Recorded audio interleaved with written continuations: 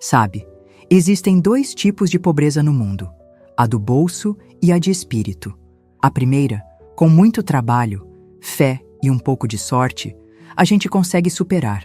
Eu sou a prova viva disso. Mas a segunda, a miséria de espírito, essa é uma doença que dinheiro nenhum pode curar. Pelo contrário, muitas vezes o dinheiro só serve para adubar essa terra seca, fazendo brotar a arrogância e o esquecimento. Meu nome é Esther, tenho 68 anos e por mais de 4 décadas acreditei que o meu maior sucesso era o sucesso dos meus filhos, Lucas e Vanessa. Que tola eu fui! Meu maior sucesso não eram os diplomas que eles penduraram na parede, os carros importados que dirigiam ou os sobrenomes que suas esposas trouxeram para a família. Meu maior sucesso era a mulher que eu me tornei apesar deles, e não por causa deles. E essa descoberta, como todas as grandes verdades da vida, veio da forma mais humilhante possível, numa noite de sábado, sob as luzes douradas da entrada de um resort de luxo que, sem que eles soubessem, me pertencia. Minha história não começa com glamour. Começa com cheiro de terra molhada e mãos calejadas. Nasci e cresci num pequeno sítio no interior, onde a vida era medida pelo ciclo da colheita. Aos 8 anos, eu já sabia o peso de um balde d'água tirado do poço e a dor nas costas depois de um dia capinando. A escola era um luxo que durou pouco. Aprendi a ler, a escrever e a fazer as 4 operações matemáticas básicas. E isso, na visão do meu pai, já era mais do que suficiente para uma mulher. Conheci Inácio, meu falecido marido, numa quermesse. Ele era diferente. Tinha nos olhos um brilho de quem sonhava com um mundo maior do que os limites da nossa cidadezinha. Casamos e, com a coragem que só a juventude e o amor podem dar, juntamos nossas poucas economias e nos mudamos para a capital. Nosso sonho era simples: dar aos filhos que teríamos a oportunidade que nunca tivemos, a de estudar.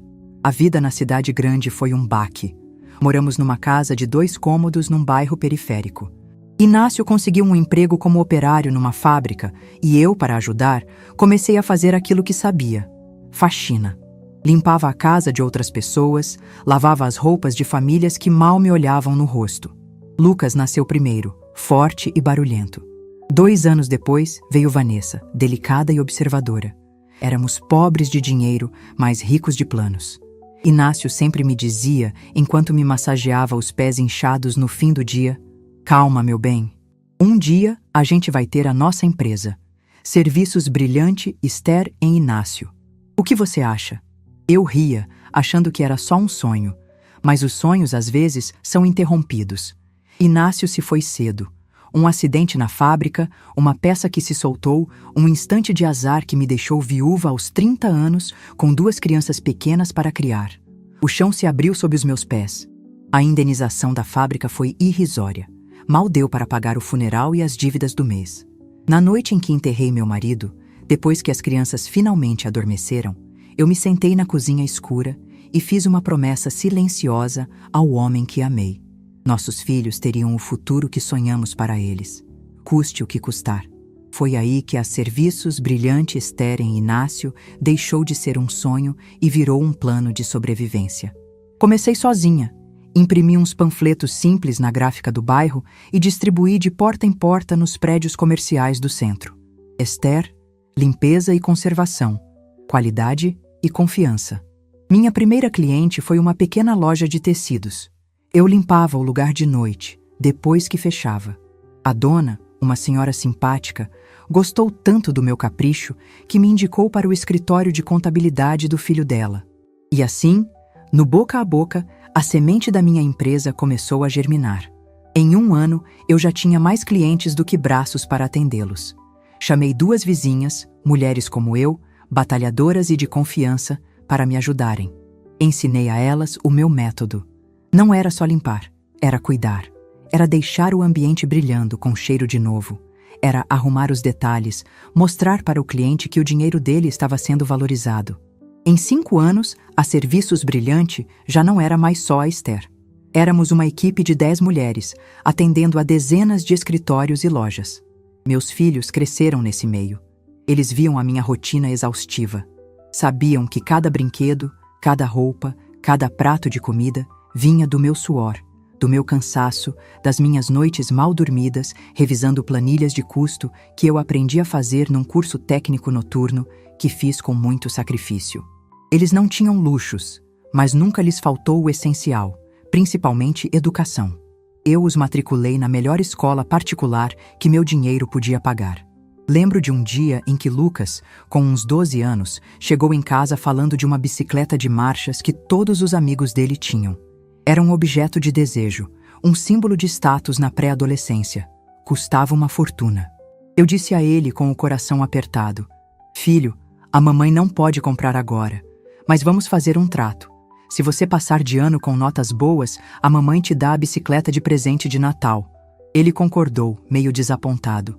O que ele não sabia era que, para cumprir aquela promessa, eu peguei o serviço de limpeza de uma oficina mecânica, o pior tipo de trabalho. Passava os fins de semana de joelhos, esfregando o chão engordurado com produtos químicos fortes que deixavam minhas mãos em carne viva. No Natal, quando entreguei a bicicleta a ele, precisei usar luvas para esconder as feridas. Ele sorriu, o sorriso mais feliz do mundo, e aquilo para mim bastava. O problema é que as crianças crescem e, às vezes, a memória delas encurta. Com o dinheiro da empresa, que já se tornara uma das maiores da cidade no ramo de terceirização de limpeza e serviços gerais, eu paguei as melhores faculdades para eles. Lucas se formou em administração, Vanessa em arquitetura. E foi na faculdade que o veneno da vergonha começou a ser inoculado. Lucas conheceu Carolina, filha de um juiz, uma moça que nasceu em berço de ouro e que considerava o trabalho manual algo pitoresco, mas jamais admirável. Vanessa casou-se com Fernando, um advogado cuja família era dona de uma grande rede de farmácias. De repente, a história da mãe guerreira que construiu um império com um balde e um rodo deixou de ser motivo de orgulho e passou a ser um segredo embaraçoso. A Serviços Brilhante virou uma fonte de renda que eles usufruíam, mas cuja origem preferiam omitir. "Minha mãe é empresária do ramo de facilities", Lucas dizia, uma palavra em inglês para sofisticar o que ele considerava grosseiro.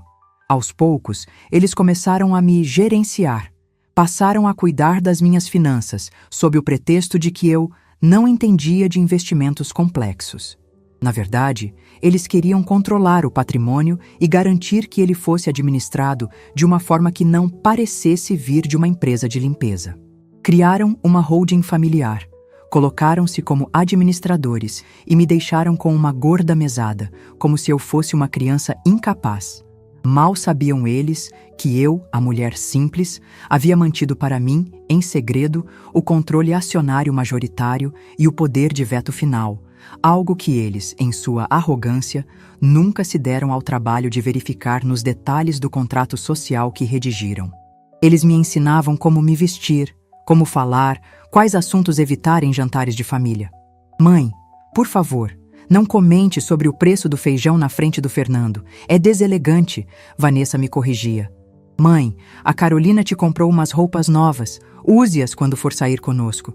Aquelas suas são muito simples", Lucas pedia.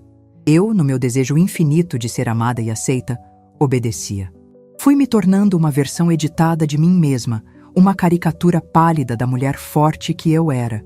E isso nos leva àquela noite, o 10º aniversário de casamento de Lucas e Carolina. Eles decidiram comemorar em grande estilo, com uma festa para 200 convidados no Paraíso das Águas, o resort mais luxuoso e exclusivo do estado. Um lugar de piscinas com borda infinita, culinária internacional e diárias que custavam mais do que eu ganhava em um mês no início da minha jornada. O que eles não sabiam é que há 6 meses, numa das minhas jogadas de investimento não sofisticadas, eu havia comprado o resort. O antigo dono estava se aposentando, o negócio era lucrativo e eu vi uma oportunidade de diversificar. A compra foi feita através da minha holding pessoal, de forma discreta. Nem o gerente geral sabia a identidade do novo proprietário, comunicando-se apenas com meus advogados. Era o meu grande segredo, o meu trunfo. A preparação para a festa foi um show de humilhações sutis. "Mãe, nós vamos mandar um motorista te buscar. Não venha com aquele seu carro antigo, por favor", disse Lucas. "Mãe, A Carolina contratou uma maquiadora para você. Ela vai te deixar mais adequada para a ocasião, completou Vanessa. Eu aceitei tudo, com um sorriso no rosto e um nó de gelo no estômago. Eu já sabia o que ia fazer. Na noite da festa, vesti um vestido azul marinho de seda pura, simples, mas de um corte impecável. Recusei a maquiadora e fiz minha própria maquiagem, discreta como eu gostava. Quando o motorista chegou, entrei no carro de luxo, sentindo-me uma atriz prestes a entrar no palco para o papel de sua vida. A entrada do Paraíso das Águas era monumental. Um longo caminho ladeado por palmeiras imperiais levava a um lobby de mármore com um lustre de cristal que parecia uma constelação. A música suave flutuava no ar. Pessoas elegantes, vestidas com suas melhores roupas, entravam e saíam. Senti uma pontada de orgulho. Este lugar era meu. Quando o carro parou, meus 2 filhos e suas esposas já me esperavam na entrada, como um comitê de recepção. Mas seus rostos não eram de boas-vindas. Eram de pânico contido. "Mãe!" Lucas começou, a voz tensa, vindo ao meu encontro antes mesmo que eu saísse completamente do carro. Ele olhou para o meu vestido, para o meu cabelo, para o meu rosto. Eu não estava fantasiada como a boneca que eles queriam. Eu estava vestida como Esther. "O que foi, meu filho? Aconteceu algum problema?" Perguntei com a calma que os antecede os furacões. Vanessa se aproximou, flanqueando-me do outro lado. "Mãe, a gente precisa conversar. Aqui não é um bom lugar." "Por que não? É a festa de vocês. Estou feliz de estar aqui." Foi Lucas quem proferiu a sentença, com uma voz baixa, para que os outros convidados não ouvissem. A voz dele era uma mistura de vergonha e irritação. "Mãe, você não combina com este lugar. Seu jeito, suas maneiras são muito simples. As pessoas importantes da família da Carol e do Fernando estão todas aí. Seria constrangedor para todo mundo." Constrangedor. A palavra pairou no ar, fria e pesada. Meu próprio filho, o menino para quem eu esfreguei chão engordurado, estava me dizendo que a minha presença era uma vergonha. "Nós pensamos numa solução", Vanessa se apressou em dizer, como se oferecesse um prêmio de consolação. "Tem um café muito charmoso aqui perto, do outro lado da estrada. Por que a senhora não espera lá? Toma um cappuccino, come um doce. Depois que a recepção principal acabar e os convidados mais importantes forem embora, a gente te busca para o jantar. Fica melhor assim, não acha?" Eles me olhavam, os 4, com aquela expectativa ansiosa de quem espera que o problema simplesmente desapareça. Eles não me queriam na festa deles. Eles queriam que eu me escondesse até que a parte importante do evento terminasse. Deixaram-me ali, na calçada de granito polido, do lado de fora do portão de ferro forjado do meu próprio resort. Viraram as costas e entraram, sorrindo para os convidados, o casal perfeito e a irmã elegante, deixando para trás a mãe inconveniente. A dor que senti foi aguda, mas estranhamente breve. Foi como uma febre que queima rápido e depois te deixa com uma clareza gelada. Eu os vi desaparecerem no luxo do lobby e o nó de gelo no meu estômago se desfez, dando lugar a uma serenidade de aço. Eu não chorei. Eu não senti vontade de fugir. Eu sorri. Um sorriso pequeno, quase imperceptível. Um sorriso de quem segura todas as cartas do baralho. Ajeitei meu vestido, respirei fundo o ar perfumado da noite e caminhei, não em direção ao café do outro lado da estrada, mas em direção à entrada principal. Um segurança uniformizado, alto e formal, deu um passo à frente. "Boa noite, senhora. A festa é apenas para convidados." "Eu sei", respondi, minha voz soando mais poderosa do que eu jamais imaginei. "Por favor, chame o gerente geral para mim. Diga a ele que a proprietária deseja falar com ele. É um assunto urgente." O segurança me olhou com uma expressão que era uma mistura de pena e impaciência profissional. Uma senhora, visivelmente fora de seu elemento, causando um pequeno transtorno na entrada impecável de um resort de luxo. Para ele, eu era apenas mais um problema a ser gerenciado com discrição. "Senhora, como eu disse, a festa é privada. Se não está na lista, peço que se retire." Ele repetiu, a voz firme, mas sem agressividade. "E como eu disse", respondi, mantendo meu tom surpreendentemente calmo, "eu preciso falar com o gerente geral. O nome dele é Afonso, não é? Afonso Martins. Diga a ele que é um assunto de extrema importância sobre a propriedade. A palavra propriedade o fez hesitar. Ele me avaliou novamente. Meu vestido era simples, mas de bom corte. Minha bolsa era de couro, antiga, mas bem cuidada. Não havia em mim o brilho ostensivo dos outros convidados, mas havia algo em meu olhar, uma nova e inabalável serenidade que o confundiu. Ele levou a mão ao rádio em seu ombro. Central, aqui é a portaria. Tenho uma senhora aqui. Não está na lista, mas solicita a presença do senhor Afonso. Alega ser um assunto sobre a propriedade. Sim, aguardo. A espera durou talvez 3 minutos, mas pareceu uma eternidade. Eu podia sentir os olhares curiosos de outros convidados que passavam. Permaneci imóvel, a coluna ereta, o queixo levemente erguido. Eu não era mais a mãe envergonhada. Eu era uma força da natureza, esperando o momento certo para se manifestar. O senhor Afonso chegou a passos rápidos. Era um homem de meia idade, impecavelmente vestido num terno escuro, com o cabelo grisalho penteado para trás e uma expressão de preocupação controlada. Ele era a imagem da eficiência. Boa noite, senhora. O segurança me informou que a senhora desejava falar comigo. Em que posso ser útil? Ele perguntou, o tom polido, mas claramente esperando resolver aquilo rapidamente para voltar a supervisionar o evento. Boa noite, senhor. Afonso, eu disse, estendendo a mão. Meu nome é Esther Sampaio. Ele apertou minha mão, mas o nome não pareceu registrar de imediato. Ele lidava com centenas de nomes, de hóspedes a fornecedores. Abri minha pequena bolsa, peguei meu porta-documentos e retirei minha carteira de identidade. Entreguei a ele. Acredito que meu nome completo possa refrescar sua memória. Ele pegou o documento, ainda com um ar de quem não entende a situação. Seus olhos passaram pela minha foto, depois pelo meu nome. Esther Sampaio de Andrade. Sampaio. O nome da holding que havia adquirido o resort. Vi o momento exato em que a engrenagem girou em sua cabeça. Seus olhos se arregalaram, a cor de seu rosto mudou sutilmente, passando de um rosado profissional para um pálido de puro choque. Ele engoliu em seco, e a postura de gerente eficiente deu lugar à de um subordinado diante da autoridade máxima e inesperada. Dona Esther, ele gaguejou, devolvendo-me o documento como se ele queimasse em suas mãos. Mil perdões, eu não tinha a menor ideia. Ninguém nos informou que a senhora estaria aqui esta noite. Nos meus registros, a comunicação é sempre com o escritório de advocacia. Por favor, me perdoe a falha na recepção.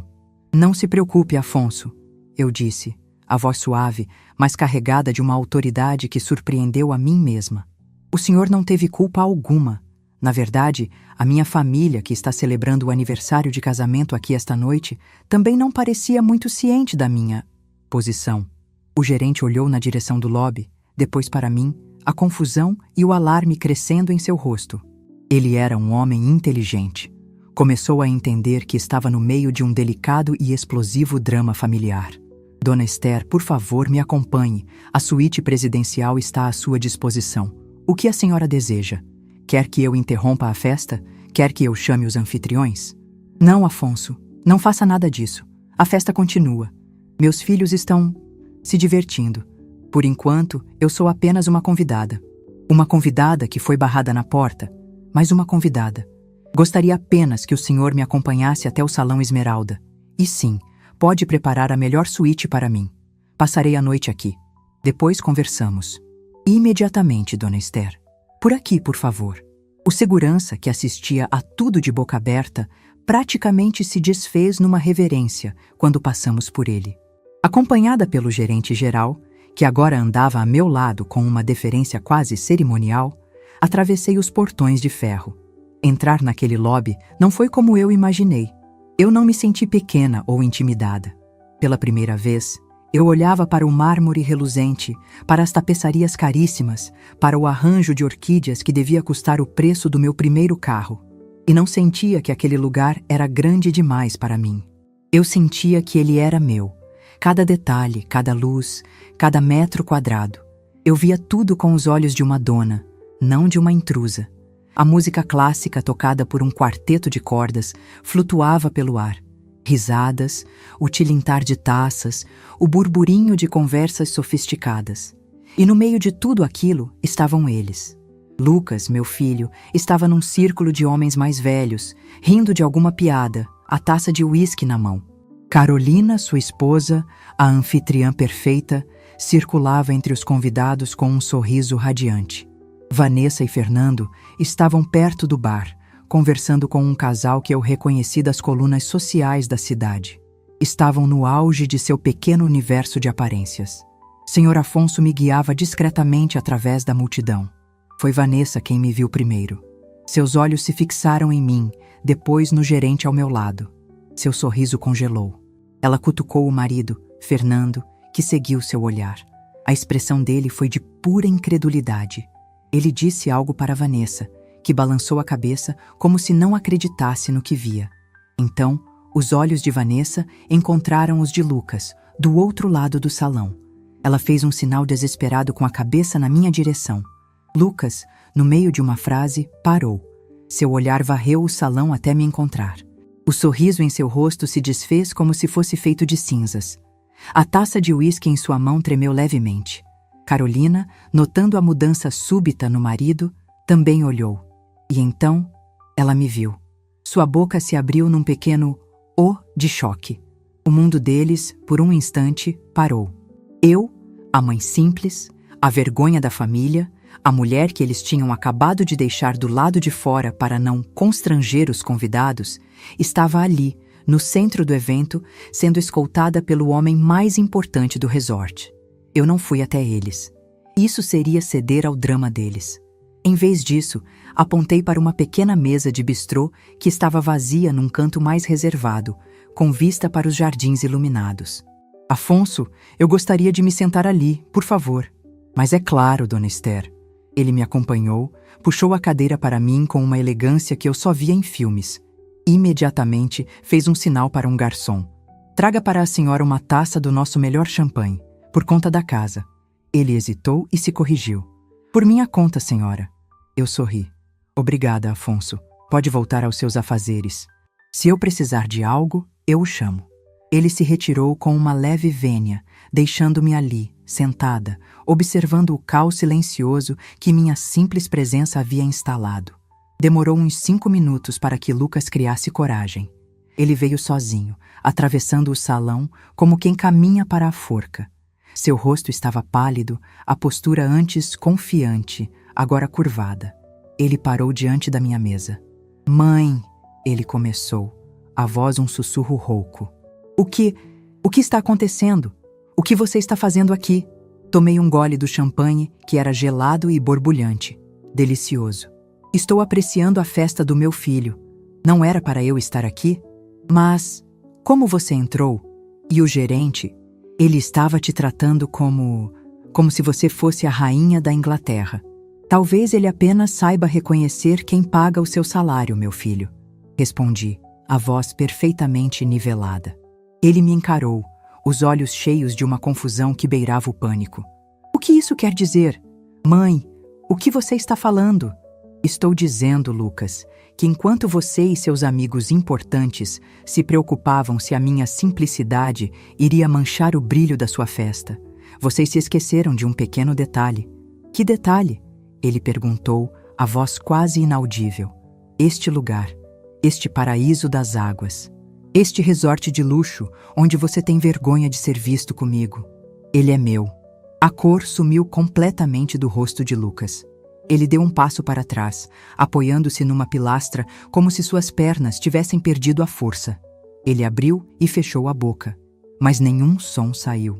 Naquele momento, Vanessa, Carolina e Fernando se aproximaram, formando um pequeno círculo de desespero ao redor da minha mesa. "Lucas, o que ela disse?"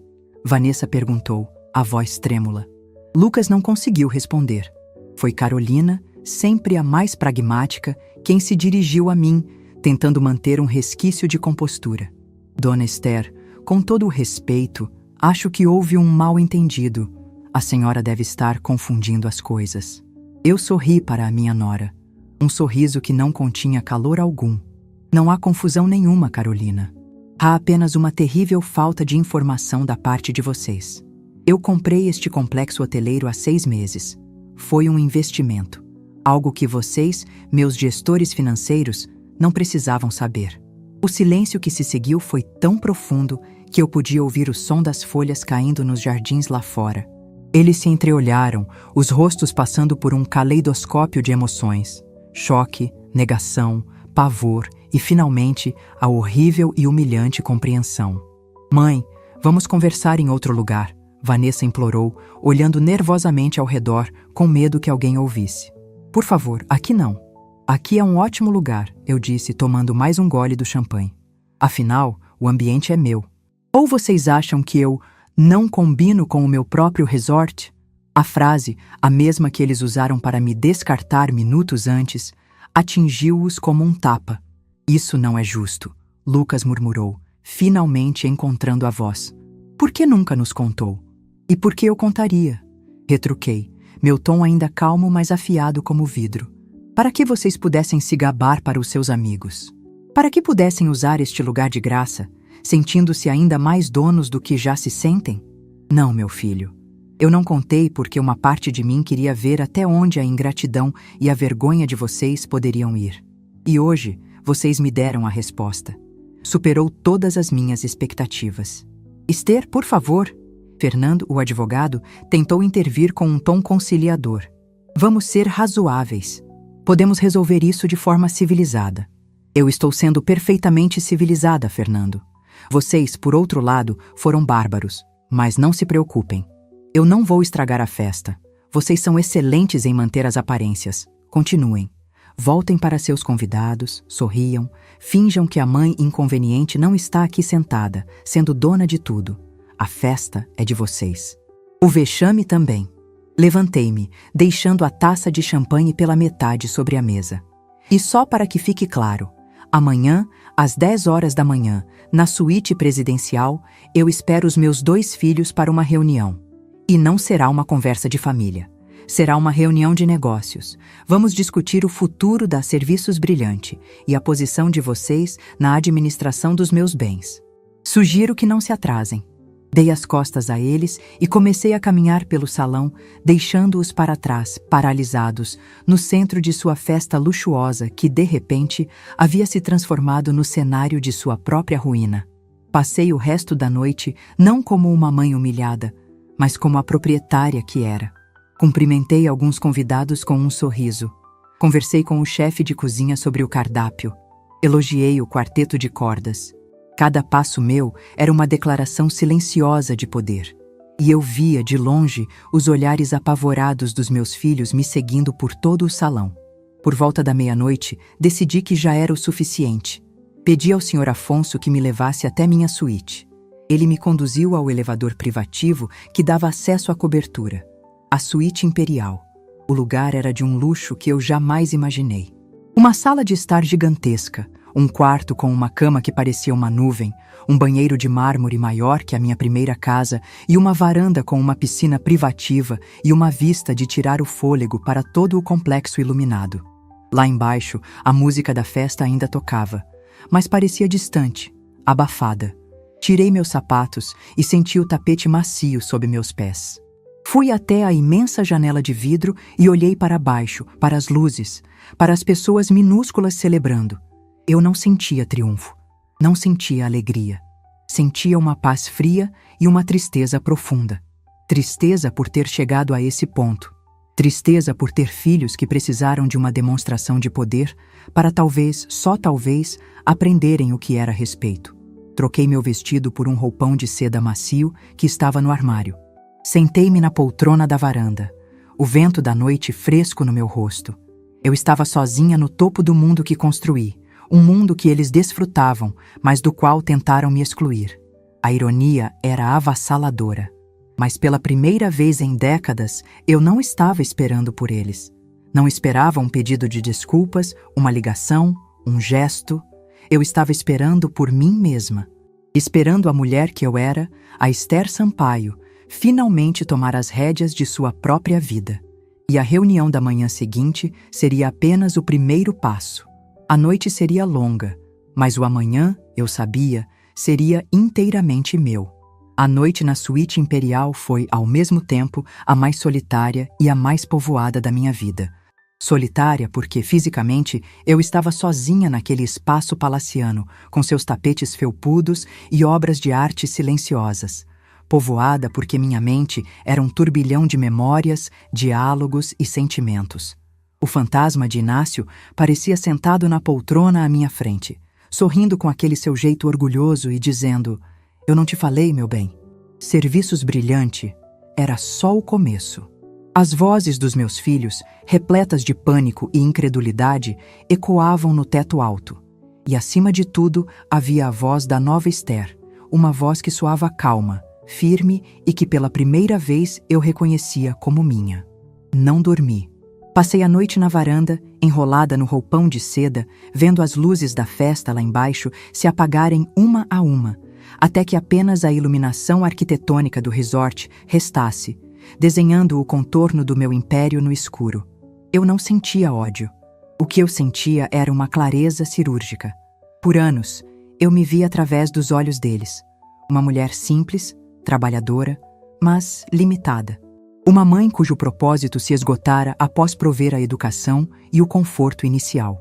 Naquela noite, eu finalmente me via através dos meus próprios olhos, e a mulher que eu via era uma estrategista, uma construtora, uma sobrevivente que transformou um balde e um rodo no resort mais cobiçado do estado. E essa mulher não aceitaria mais ser diminuída por ninguém. Ao amanhecer, o céu se pintou de tons de rosa e laranja sobre o mar. Era um espetáculo de uma beleza quase dolorosa. Liguei para o serviço de quarto. "Bom dia. Gostaria de um café com leite, bem forte, e 2 fatias de pão na chapa com manteiga. Por favor, mandem para a suíte imperial." A moça do outro lado da linha hesitou, provavelmente acostumada a pedidos de ovos Benedict e salmão defumado para aquela suíte. "Apenas isso, senhora?" ela perguntou. "Sim, apenas isso." "Obrigada." Enquanto tomava meu café simples na varanda suntuosa, fiz outra ligação. "Afonso, bom dia. É a Esther."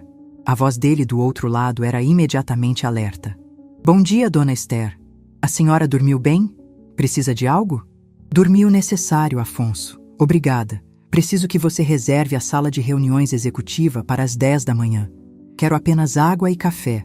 E peça para a minha contadora, a doutora Mendes, enviar por e-mail para você os últimos balanços da Holding Sampaio e da Serviços Brilhante. Imprima 3 cópias de tudo, por favor." "Será feito, dona Esther. A senhora receberá seus convidados aqui na suíte?" "Não, Afonso. A reunião será na sala executiva.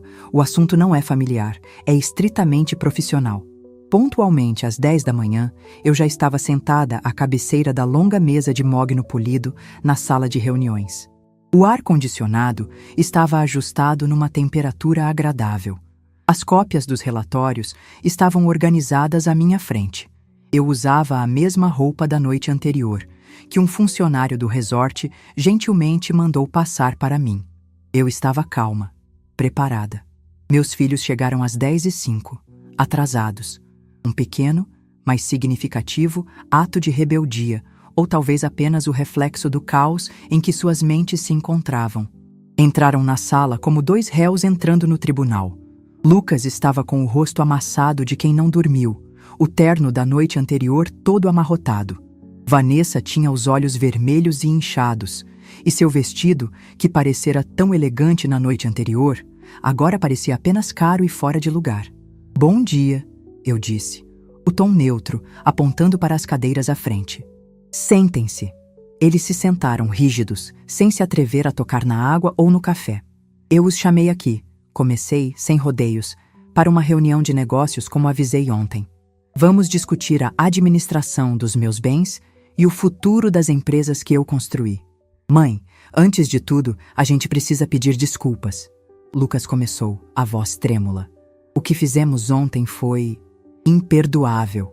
Eu o cortei, mas sem levantar a voz. "Eu sei. E nós vamos chegar na parte das desculpas. Mas primeiro, vamos aos fatos. Porque os fatos, ao contrário dos sentimentos, não podem ser manipulados." Peguei o primeiro relatório, o da Serviços Brilhante. Esta empresa, eu disse deslizando o papel sobre a mesa, foi fundada há 35 anos com o dinheiro que eu ganhei limpando o chão de outras pessoas. Hoje, ela fatura 8 dígitos por ano, emprega mais de 500 funcionários e é líder de mercado em seu segmento. Foi com o lucro desta empresa que eu paguei a faculdade de vocês, o primeiro carro de vocês, a entrada do apartamento de vocês e, indiretamente, a festa de aniversário de casamento de vocês. Eles se encolheram nas cadeiras. Há 3 anos, sob o pretexto de que eu não entendia de finanças complexas, vocês me convenceram a criar uma holding para administrar meu patrimônio. Vocês se colocaram como diretores administrativos, com salários generosos e acesso a uma participação nos lucros que, sejamos honestos, vocês não fizeram por merecer. Peguei o segundo relatório, o da Holding Sampaio, e o coloquei sobre o primeiro. E enquanto vocês me gerenciavam, enquanto me davam conselhos sobre como eu deveria me vestir, falar e me comportar para não constranger seus círculos sociais, vocês nunca se deram ao trabalho de ler os estatutos desta holding com atenção. Se tivessem lido, teriam visto a cláusula 27, parágrafo B. Fiz uma pausa, olhando para cada um deles. A cláusula 27, parágrafo B, me confere, como acionista majoritária e fundadora, o poder de veto absoluto e a autoridade para, a qualquer momento e por minha única e exclusiva decisão, reestruturar toda a diretoria e o conselho administrativo, sem necessidade de aviso prévio ou justificativa. O rosto de Vanessa ficou branco como papel. Ela, a arquiteta detalhista, e Lucas, o administrador de empresas, haviam sido superados pela mãe, simples, que mal completou o primário. Mãe, por favor, Vanessa sussurrou. E é exatamente isso que estou fazendo hoje, continuei, impassível. A partir deste momento, Lucas Sampaio de Andrade e Vanessa Sampaio de Andrade estão destituídos de seus cargos de diretores da Holding Sampaio e de qualquer posição administrativa na Serviços Brilhante. Seus salários e bonificações estão suspensos. Suas participações nos lucros serão congeladas e convertidas em um fundo de investimento de longo prazo, do qual vocês só poderão usufruir como herança após a minha morte. O choque na sala era palpável. Era como se eu tivesse detonado uma bomba silenciosa bem no centro daquela mesa polida. Você está nos deserdando? Lucas perguntou, a voz falhando. Não seja dramático, Lucas.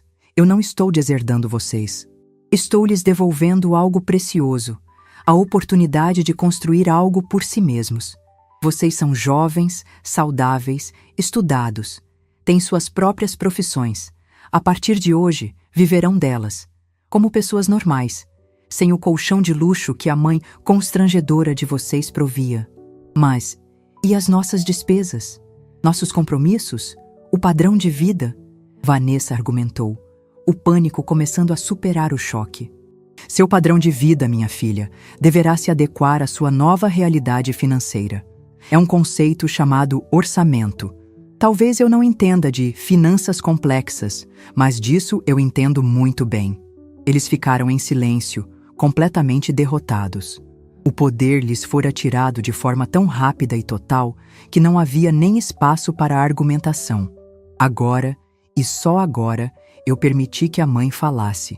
Eu não estou fazendo isso por vingança, eu disse, e meu tom suavizou um pouco. Estou fazendo isso porque, ontem à noite, eu percebi que falhei com vocês. Eu falhei em lhes ensinar o valor do respeito. Eu lhes dei tanto conforto material que vocês se esqueceram de cultivar a riqueza de espírito. Vocês se tornaram pessoas que têm vergonha das próprias raízes, que medem o valor dos outros pela conta bancária ou pelo sobrenome. E eu amo vocês demais para permitir que continuem nesse caminho. As lágrimas que Vanessa segurava finalmente vieram.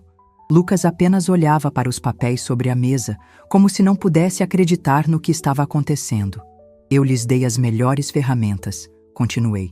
Educação, saúde, uma base sólida. Agora, vão e construam suas próprias casas, com seus próprios tijolos. Aprendam o valor de cada centavo, de cada conquista.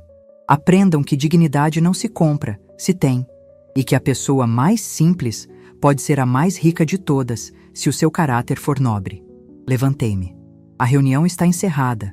A doutora Mendes entrará em contato com vocês para formalizar os trâmites. Podem ir. Eles se levantaram cambaleantes. Antes de sair, Lucas se virou. E a gente? A nossa relação? Acabou? Olhei para o meu filho, o menino que um dia quis uma bicicleta de marchas, e vi, pela primeira vez em muito tempo, um vislumbre de vulnerabilidade real em seus olhos. Isso, Lucas, só o tempo e as atitudes de vocês dirão. A porta da minha casa estará sempre aberta para os meus filhos, mas ela está permanentemente fechada para os diretores arrogantes e os estranhos que vocês se tornaram. Se um dia quiserem me visitar como filhos, para tomar um café e conversar de verdade, eu estarei aqui. Fora isso, não temos mais nada a tratar. Eles saíram sem dizer mais uma palavra. Quando a porta se fechou, eu me sentei novamente e senti o peso de tudo aquilo. Foi a decisão mais dura da minha vida, mas também a mais necessária.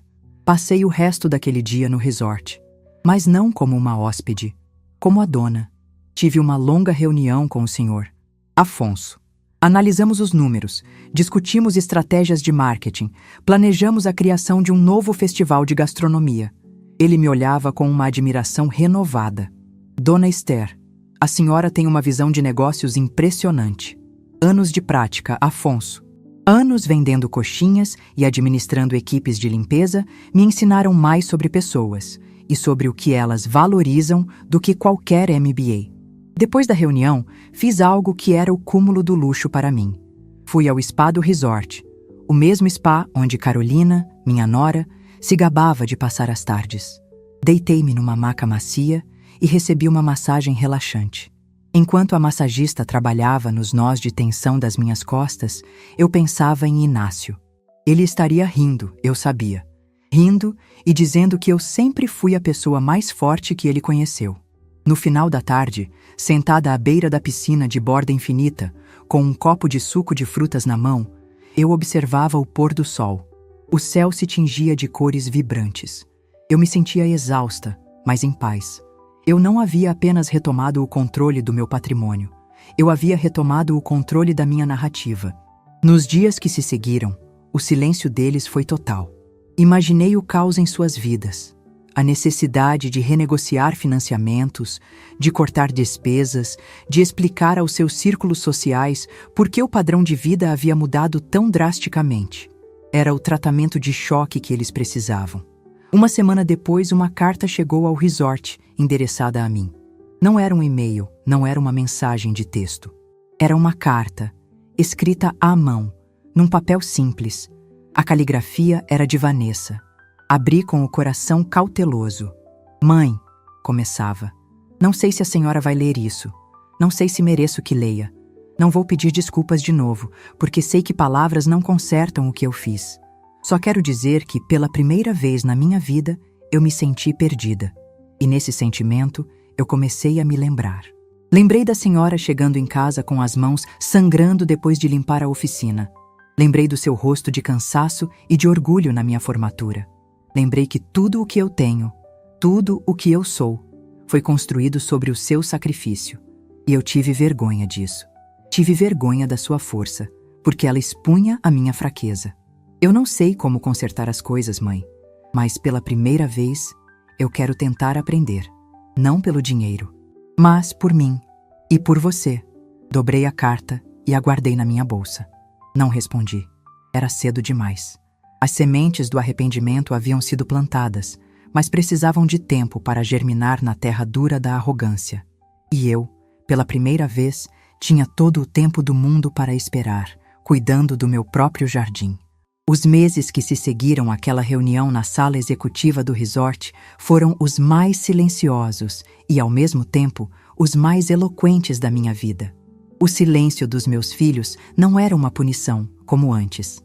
Era um silêncio de assimilação, de reorganização, o silêncio de quem foi forçado a sair da própria bolha e encarar o mundo real pela primeira vez. E, nesse vácuo, a minha própria vida começou a fazer um barulho maravilhoso. Eu me joguei de cabeça no meu novo papel, não apenas como uma figura de autoridade, mas como a alma dos meus negócios. Passei a visitar o Paraíso das Águas 3 vezes por semana. Deixei de ser uma sombra nos bastidores para me tornar uma presença visível e ativa.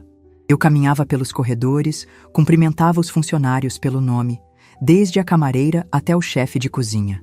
Perguntava sobre suas famílias, ouvia suas sugestões.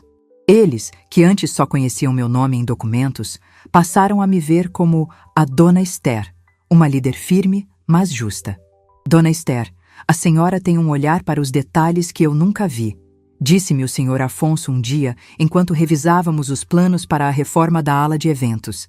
A senhora nota uma flor murcha num vaso a 10 metros de distância. É o hábito, Afonso, respondi sorrindo. Passei a vida inteira limpando a sujeira que os outros não viam. A gente aprende a enxergar o que precisa de cuidado. Essa nova rotina me preenchia. Eu não estava mais trabalhando por sobrevivência ou para cumprir as expectativas de alguém. Estava trabalhando por paixão, pelo prazer de ver algo que eu construí florescer e se tornar ainda melhor. A Serviços Brilhante também recebeu minha atenção renovada. Implementei um novo programa de benefícios para os funcionários, com bolsas de estudo para os filhos e um plano de saúde melhor. Queria que as pessoas que trabalhavam para mim sentissem o orgulho e a segurança que meus próprios filhos nunca souberam valorizar. Minha vida pessoal também desabrochava. A amizade com Arthur se aprofundou de uma forma natural e serena. Não havia a paixão febril da juventude, mas algo muito mais sólido, a cumplicidade de 2 pessoas que já conheciam as cicatrizes da vida e não tinham medo de mostrá-las. Ele me levava para concertos de música clássica no Teatro Municipal, um lugar que eu sempre quis conhecer. Eu o ensinava a cozinhar os pratos simples da minha infância na roça, que ele comia com um deleite que me emocionava. Sabe, Esther, ele me disse uma noite, enquanto caminhávamos pela praia sob a luz da lua. A coisa mais bonita em você não é o seu império ou o seu sucesso, é a sua autenticidade. Você nunca deixou de ser a mulher que aprendeu a ler à luz de um lampião. Aquelas palavras valeram mais do que qualquer elogio sobre meus negócios. Ele me via. Via a Esther inteira, a da roça e a do resort, e não via contradição nisso. Não havia vergonha, não havia constrangimento. Havia apenas admiração. Enquanto isso, eu recebia notícias esporádicas dos meus filhos, sempre por vias indiretas. A Teresa, irmã de Arthur e minha amiga do Clube do Livro, me contou que viu Vanessa numa loja de materiais de construção, comprando coisas para um pequeno projeto de reforma de um apartamento. Ela mesma carregava os sacos de argamassa, Esther. Parecia cansada, mas tinha um brilho diferente nos olhos, um brilho de quem está fazendo algo por si mesma. Outra vizinha comentou que o carro de luxo de Carolina não era mais visto na garagem do prédio de Lucas. Fora substituído por um modelo popular. Disseram que eles haviam se mudado para um apartamento menor, em um bairro bom, mas sem a ostentação de antes. Eram pequenos sinais, mas significavam tudo. Significavam que a dura lição estava, aos poucos, sendo aprendida. A carta de Vanessa foi a primeira tentativa de contato direto. Depois dela, veio um silêncio de mais 2 meses. E então, numa tarde de terça-feira, o telefone tocou. Era Lucas. A voz dele estava diferente, sem a arrogância, sem a pressa. Havia uma hesitação, um respeito que eu nunca tinha ouvido antes. Mãe, sou eu, o Lucas. Estou atrapalhando? Não, meu filho. Pode falar. Eu sei que não tenho o direito de pedir nada, mas o aniversário da senhora é no mês que vem. E eu e a Vanessa, a gente estava pensando, se a senhora nos daria a honra de levá-la para almoçar, nós pagaríamos, claro, e a senhora escolheria o lugar, qualquer lugar, mesmo que seja aquele boteco na esquina que a senhora gosta e que serve aquela dobradinha. A voz dele falhou um pouco. A escolha é sua. Aquela oferta tão simples era o mais significativo pedido de paz que eles poderiam fazer. A ênfase no "a senhora escolhe" era o reconhecimento de que, por toda uma vida, eles nunca haviam me dado esse direito. Eu aceito, Lucas, respondi. O almoço foi marcado para o domingo do meu aniversário, e eu escolhi o lugar.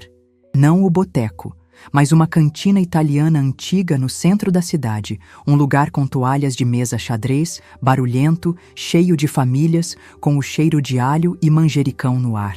um lugar que eu sempre amei e que eles, na sua fase de sofisticação, consideravam cafona. Cheguei sozinha, no meu próprio carro. Eles já estavam lá, sentados numa mesa no canto. Pareciam dois peixes fora d'água, deslocados em meio à simplicidade alegre do lugar. O almoço começou tenso. Falamos do tempo, de banalidades. Então, Vanessa tomou a iniciativa. Mãe, eu consegui meu primeiro projeto solo. É pequeno, a reforma de uma cozinha, mas é meu. Do começo ao fim, eu nunca me senti tão orgulhosa, ela disse, e seus olhos brilharam. Eu também estou orgulhosa de você, minha filha. É mais difícil do que eu pensava, Lucas confessou. Viver com o nosso próprio salário, sem a rede de segurança, é assustador, mas também é libertador. Outro dia, a Carolina e eu passamos o domingo montando um móvel que compramos, em vez de pagar alguém para fazer. A gente brigou, riu e no final, quando o móvel estava de pé, torto, mas de pé, sentimos uma satisfação que nenhuma compra no shopping jamais nos deu. Eles estavam mudando. Estavam descobrindo o valor do esforço, o sabor da conquista real. Foi então que Lucas olhou para mim, os olhos sérios. Mãe, eu preciso falar de uma coisa. Eu penso nisso todos os dias, desde aquela noite. Eu me lembro daquela bicicleta de marchas. Meu coração deu um salto. Eu era um moleque egoísta. Eu queria aquela bicicleta mais do que tudo e não pensei um segundo no que ela custaria para você. A Vanessa me lembrou, há alguns meses, das suas mãos, de como elas ficavam depois de um fim de semana limpando a oficina. Ele engoliu em seco, as lágrimas se formando em seus olhos. Eu tive a coragem de ter vergonha daquelas mãos, as mesmas mãos que me deram tudo. Mãe, se eu pudesse voltar no tempo, eu não pediria a bicicleta. Eu pediria para sentar ao seu lado e ajudar a lavar a louça. Me perdoa por ter demorado tanto para entender. Naquele momento, na simplicidade daquela cantina italiana, com o barulho de outras famílias ao redor, a cura começou de verdade. As lágrimas que vieram aos meus olhos não eram de dor, eram de alívio. Eu me levantei, dei a volta na mesa e abracei meu filho, depois minha filha. Um abraço que não era de obrigação, mas de reencontro. Eu já os perdoei há muito tempo, sussurrei. Mas estava esperando vocês se perdoarem. A partir daquele almoço, as coisas mudaram. Não voltaram a ser como antes, e isso era uma bênção. As visitas se tornaram mais frequentes, mas sempre com um telefonema antes. Mãe, a senhora está livre no domingo para um café? Eles não vinham mais com exigências, mas com histórias para contar. Compartilhavam suas dificuldades, suas pequenas vitórias. E eu ouvia, como mãe, mas também como amiga, sem a pressão de ter que resolver tudo. Comecei a convidá-los às vezes para passarem o dia no resort, mas agora eles eram meus convidados e se comportavam como tal, com gratidão, com respeito. Vi Lucas ensinando o filho dele, meu neto Inácio, a nadar na piscina que um dia ele achou que eu não era digna de frequentar. Vi Vanessa explicando para a filha dela, a pequena Clara, sobre as flores do jardim, com o mesmo cuidado que eu tinha. Numa tarde, um ano depois de tudo, eu estava na varanda da minha suíte com Arthur, observando o pôr do sol. Meus filhos e netos estavam lá embaixo, brincando perto da piscina. Eles tinham vindo passar o fim de semana, a meu convite. Você parece feliz, Esther, Arthur disse, segurando minha mão. Eu estou, meu amigo. Eu estou em paz. Você não se arrepende da decisão dura que tomou? Olhei para a minha família lá embaixo. Eles riam. Um riso genuíno, leve. E pela primeira vez, eu via neles não a minha criação, mas pessoas. Pessoas falhas, em processo de aprendizado, mas pessoas que estavam finalmente se tornando donas de si. Não, Arthur, respondi, sentindo o calor do sol no meu rosto. Eu não me arrependo. Às vezes, para salvar uma colheita, a gente precisa de uma poda severa. Eu podei os galhos da arrogância e da ingratidão. E só assim, as flores do respeito puderam, finalmente, nascer. Meu nome é Esther Sampaio, tenho agora quase 70 anos. Eu construí um império com trabalho duro, mas descobri que minha maior riqueza não está nos meus balanços financeiros, está na minha paz de espírito. Aprendi que o maior luxo não é um resort 5 estrelas, mas a liberdade de ser quem você é. E o maior ato de amor que pude dar aos meus filhos não foi o conforto do meu dinheiro, mas a dura lição de que o respeito é a única herança que verdadeiramente importa. A pobreza de espírito, eu descobri, tem cura, mas o tratamento é longo, doloroso e começa com uma boa dose de humildade. Se essa história tocou seu coração, deixe seu like, se inscreva no canal e comente aqui embaixo. No meu lugar, o que você faria? Sua mensagem pode iluminar o dia de alguém.